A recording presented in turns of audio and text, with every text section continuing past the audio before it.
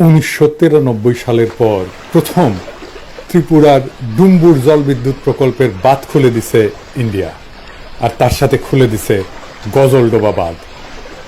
আর বানের পানি বিধ্বংসী রূপে ছুটে আসছে বাংলাদেশের দিকে, ডুবে গেছে জেলার পর জেলা। কিন্তু কেন? কারণ বাংলাদেশকে বন্যায় ডুবাই দিয়া ভারত প্রফেসর ইউনূসের সরকারকে বিপদে ফেলতে চাইতেছে। একই সাথে বাংলাদেশের ছাত্র জনতা দিল্লিদাসী হাসিনাকে জয় বাংলা করে দিছে, তার মানে ইন্ডিয়ারে আউট করে দিছে। এইটা সফল করায় ভারত তার প্রতিহিংসা চরিতার্থ করতেছে। ভারত আর হাসিনা আমাদের যে কোনো বৈধ লড়াইকে জঙ্গি জামাত ট্যাগ দিয়া ডিলেজিটিমাইজ করত। এখন কোনো কিছু করতে না পেয়ে পাগল হয়ে গেছে। হাসিনার পতনের সাথে ইন্ডিয়া আউটের সাথে কেমনে এই বাঁধ খুলে দেওয়া জড়িত, আসেন সেটা আমরা দেখি। বিরোধী দলের আন্দোলনকে যদি জঙ্গি আন্দোলন হিসেবে দেখানো যায়, তাইলে এর বিরুদ্ধে পশ্চিমা দেশগুলোকে উস্কা দেওয়া যায়, এবং এইটাই করে আসছে আওয়ামী লীগ দিনের পর দিন, যুগের পর যুগ ধরে। ভারতের কপাল খারাপ, সেই সুযোগ পাওয়ার আগেই খুনি হাসিনা প্রাণ নিয়ে পলাই গেছে ইন্ডিয়া।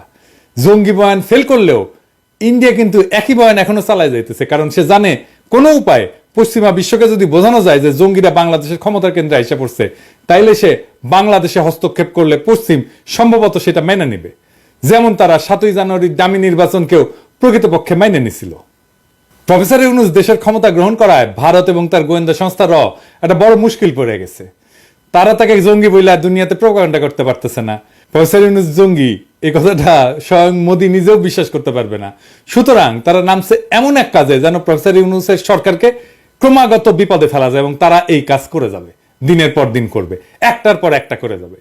এই বন্যায় ব্যাপক ক্ষয়ক্ষতি হবে, ফসল ডুবে গেছে, খামার ধ্বংস হয়েছে, গবাদি পশু মারা গেছে, প্রচন্ড খাদ্যাভাব দেখা দেবে, মানুষজনকে সরাইতে হবে, এবং পুরা প্রশাসন পুরা সরকার এই বন্যার ধকল সামলানোর কাজে ব্যস্ত হয়ে যাবে।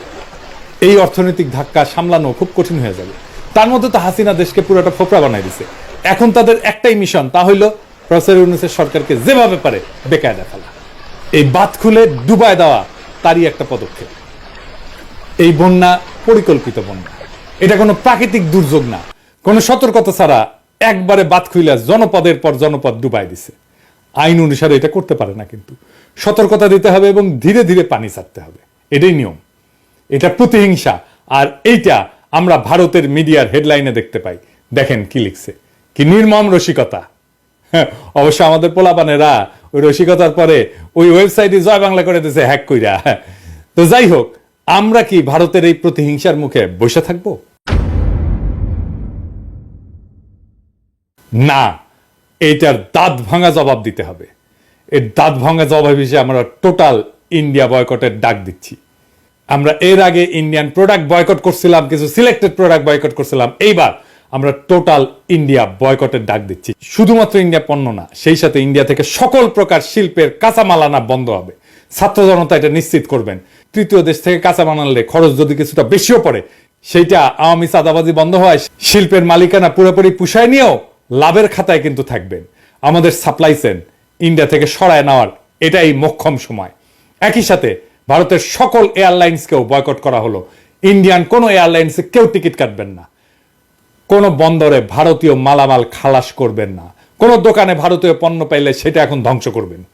আমরা এর আগে বলছিলাম তুলে নিতে বলবেন, না রাখতে বলবেন, কিন্তু এখন বলতেছি এটা ধ্বংস করবেন।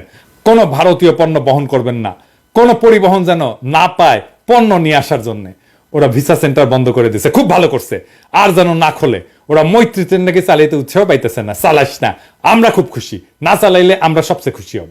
সরকারকে আহ্বান জানাচ্ছি, ভারতের সাথে সকল চুক্তি উন্মুক্ত করেন, যা যা এক্ষুনি বাতিলযোগ্য সেইগুলো বাতিল করেন। মোংলা পোর্ট দিয়ে দিচ্ছেন, ট্রানজিট দিচ্ছেন, সব বাতিল করেন। টোটাল ইন্ডিয়া আউট বাস্তবায়ন করে আমরা ইন্ডিয়াকে উচিত জবাব দেব, যা তারা বহু যুগ মনে রাখবে। আর কি করব? ইন্ডিয়া শুকনা মৌসুমে কখনোই চুক্তি মোতাবেক আমাদের পানি দেয় নাই, অথচ বর্ষার সময় আমাদের পানিতে ডুবায় মারে। ভারতের এই জঘন্য খেলা বন্ধ করার এটাই সময়। ভারতের কাছে পানি পাওয়া, যেটা আন্তর্জাতিক আইনে আমাদের প্রাপ্য, তার আশা করা বাতুলতা। আমাদের সামনে একটাই টেকসই দীর্ঘমেয়াদী সমাধান আছে। কি সেটা? সেই সমাধান হইতেছে তিস্তা প্রকল্পের মতো সকল নদীতে ওয়াটার ম্যানেজমেন্ট প্রকল্প বাস্তবায়ন করা। আমরা সরকারের কাছে দাবি জানাই, তিস্তা প্রকল্প সংক্রান্ত চীনের প্রস্তাব অবিলম্বে গ্রহণ করেন। ছাত্র জনতাকে আহ্বান জানাবো সরকারকে এই বিষয়ে ব্যাপক চাপ দিতে, যেন এই প্রকল্প চীনকে অবিলম্বে দিয়ে দেওয়া হয়। চীন প্রস্তুত আছে, চীন বারবার বলতেছে এই প্রকল্পে তারা বিনিয়োগ করতে আগ্রহী। এই প্রকল্প চীনকে দিয়ে দেন, ইন্ডিয়ার গালে 2 থাপ্পড় দেওয়া হবে আমরা যদি এই প্রকল্প চীনকে দিয়ে দিই। ফাইনালি ভারত বন্ধু আর ভারতকে কিছু আখেরি কথা বলতে চাই, কান খুইলা শুনে রাখেন। অনেকে মনে করেন ভারত বড় দেশ, আমাদের ঘিরা আছে, হুরে বাবা, হ্যাঁ আমাদের খায়া ফেলবে।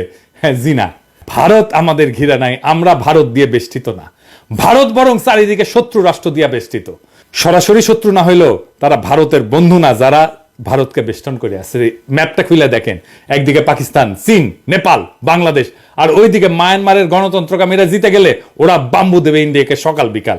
ইন্ডিয়াকে ঘিরে ফেলা হয়েছে চারিদিক থেকে, চারিদিকে ওর হোস্টাইল টেরিটরি। আর আমরা তিস্তার চায়নাকে ডেকে না চিকেন নেক চাইপা ধরবো।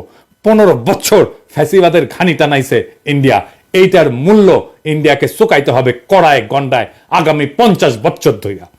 একটা কবিতা ছিল, মুক্তিযুদ্ধের সময় লেখা হয়েছিল, সেই কবিতা আমরা আবার পড়ব। তুমি আমার আকাশ থেকে সরাও তোমার ছায়া, তুমি বাংলা ছাড়ো। তুমি আমার বাতাস থেকে মোছো তোমার ধুলা, তুমি বাংলা ছাড়ো। তুমি আমার জলস্থলের মাদুর থেকে নামো, তুমি বাংলা ছাড়ো। শত্রু দেশের সাথে কোনো ডিলিংস না, ইন্ডিয়ার সাথে কোনো ডিলিংস না। যারা শত্রু দেশের সাথে হাত মিলাবে তাদের ক্ষমা নাই। ইনকিলাব জিন্দাবাদ।